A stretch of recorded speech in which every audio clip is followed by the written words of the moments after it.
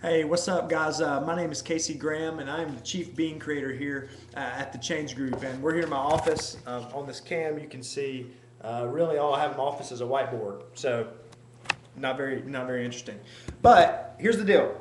Um, I have worked with a lot of different churches and a lot of different consulting environments. And one of the things I've seen in our churches, and especially churches that have been planted or churches that are really forward thinking and they want to grow in their attendance and their giving, in their spiritual growth, a big trend we're seeing out there is the multi-site trend.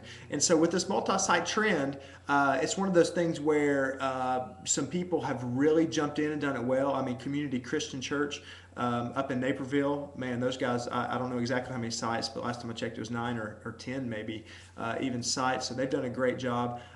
There's been churches, Seacoast Church, Charleston, South Carolina. There's North Coast Church, Vista, California and San Diego area. They've done a fantastic job. And so there's churches they've led the way. They've been pioneers. They've done great work when it comes to multi-site.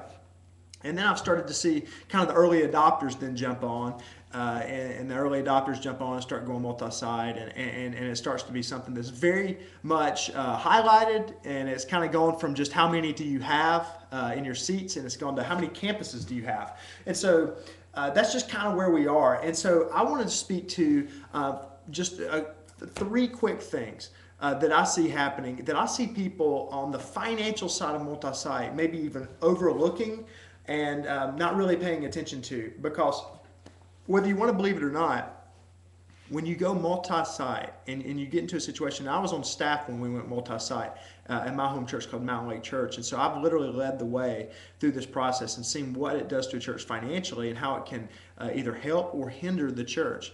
And there's just three truths I want to talk about that I see happening, and talk about some things that maybe we can do to help out. And so here's the first thing I would tell you about multi-site. If I was sitting down, we were having a conversation or a cup of Starbucks coffee, which I love the red cups, Christmas blend, awesome. Anyway, so three things I would tell you. The first thing is this: is that multi-site always costs more than you think it will. It always costs more than you think it will. I talk to a lot of guys who get out there and they think, oh man, we can start this campus for $30,000 and we can make it work. And you may be able to start a campus for 30. I mean, I've talked to some churches that can do it for very little.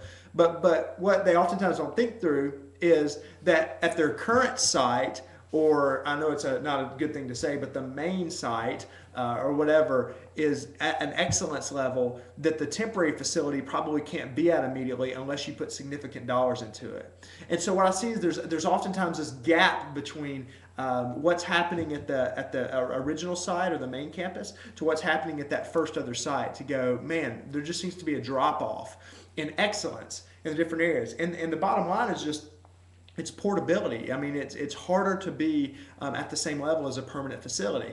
And so we have to sink more and more and more money into it to get the production, to get the children's areas, to get the student environment or whatever, get the environments the way they need to be. And so it sounds good on the front end to think that you can do it for cheap and you can do it and just get by and you just need to start a campus.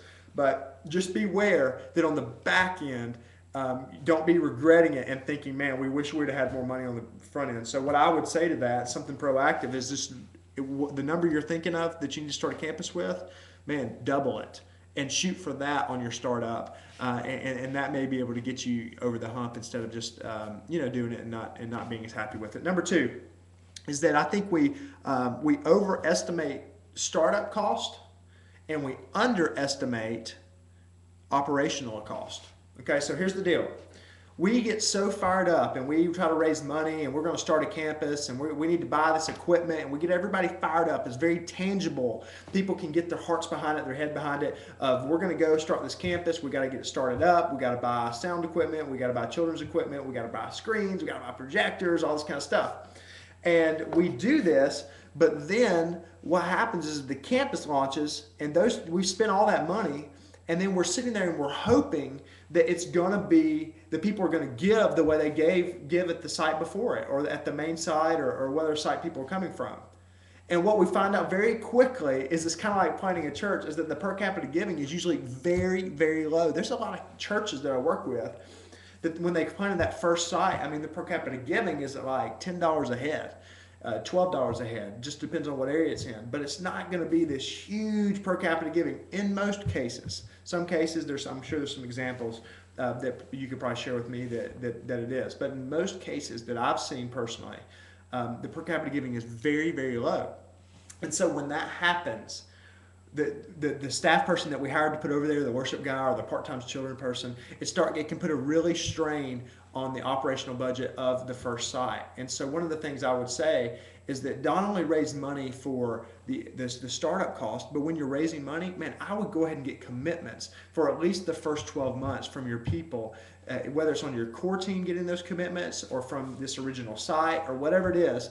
But I would get commitments to make sure that you can cash flow. It's almost like starting a business in the sense of you got to have capital, you got to have funding to be able to make sure you can get over the hump to get this thing launched. So that's number 2. Definitely is that we overestimate the startup, we underestimate the operational. Number 3 is this. One of the things I see, a mistake I see people make in this multi-site thing is that we think the growth is going to mirror the growth of the original site numerically on attendance.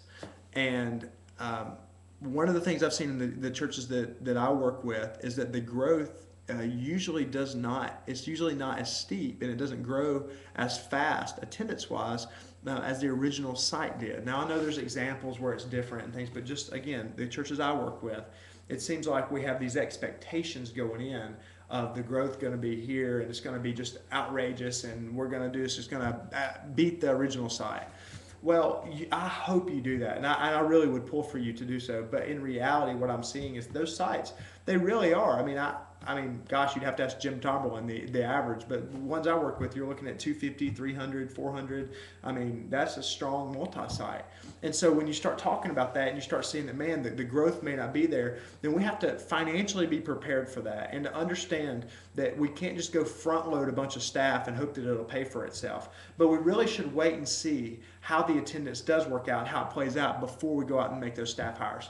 So staff hires and also the facility we're going to be in, any fixed expenses.